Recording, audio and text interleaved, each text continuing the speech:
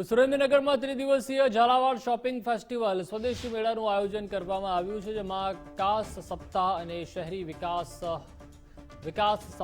શહેરી વિકાસ વર્ષની ઉજવણીના ભાગરૂપે વોકલ ફોર લોકલના સંકલ્પને સાકાર કરવાના હેતુથી શોપિંગ ફેસ્ટિવલ યોજવામાં આવ્યો છે। શહેરના મેળાના મેદાન ખાતે પ્રવાસન મંત્રી મુળુભાઈ બેરા સહિતના મહાનુભાવોના હસ્તે પ્રજાજનો માટે સ્વદેશી મેળો ખુલ્લો મૂકવામાં આવ્યો। જિલ્લામાં રહેતા કારીગરો, સખી મંડળો, સામાજિક સંસ્થાઓ અને મહિલાઓ આત્મનિર્ભર બને તેમના થકી બનાવવામાં આવેલ સ્થાનિક ચીજવસ્તુઓ સહિત ઉત્પાદનોને વેચવા માટે યોગ્ય પ્લેટફોર્મ સાથે રોજગારી મળી રહે તેવું આયોજન કરવામાં આવ્યું છે। સુરેન્દ્રનગર મહાનગરપાલિકા દ્વારા આયોજિત ઝાલાવાડ શોપિંગ ફેસ્ટિવલ સ્વદેશી મેળો યોજાયો છે।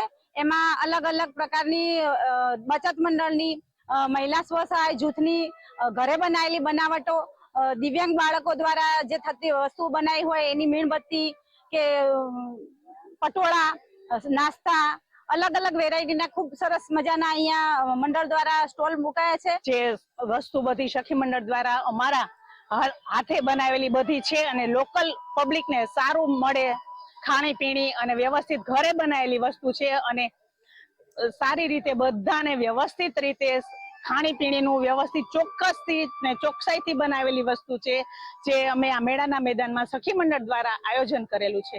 શું હેતુ છે આ આયોજનમાં? આ આયોજનમાં અમારે બધાને સારું અને સાત્વિક નાસ્તો મળી રહે અને બધી વસ્તુ એ અમે જાતે જ બનાવેલી છે। 7 ઓક્ટોબરથી 15 ઓક્ટોબર જે વિકાસ સપ્તાહ ઉજવાઈ રહ્યું છે રાજ્ય સરકાર દ્વારા, એમાં સુરેન્દ્રનગર જિલ્લામાં સુરેન્દ્રનગર મહાનગરપાલિકા આયોજિત ઝાલાવાડ ફેસ્ટિવલને હમણાં ખુલ્લો મૂકવામાં આવ્યો।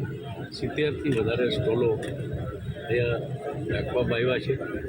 અહીંના સ્થાનિક કારીગરો જે પોતે જે હેન્ડીક્રાફ્ટ વસ્તુઓ છે, અલગ અલગ બાટીના વસ્તુઓ છે, પ્રાકૃતિક ખેતી કરતા ખેડૂતોનો સ્ટોલ છે, એવા અનેક પ્રકારના સ્ટોલ ફૂડ કોર્ટથી લઈ અને નાના બાળકો માટે અને મનોરંજન મળી શકે એના માટેના એક ચિલ્ડ્રન એરિયાથી લઈ અને રોજ રાત્રે સાંસ્કૃતિક કાર્યક્રમો સાથેનું એક ભવ્ય અને દિવ્ય ઝાલાવાડ ફેસ્ટિવલનું જે આયોજન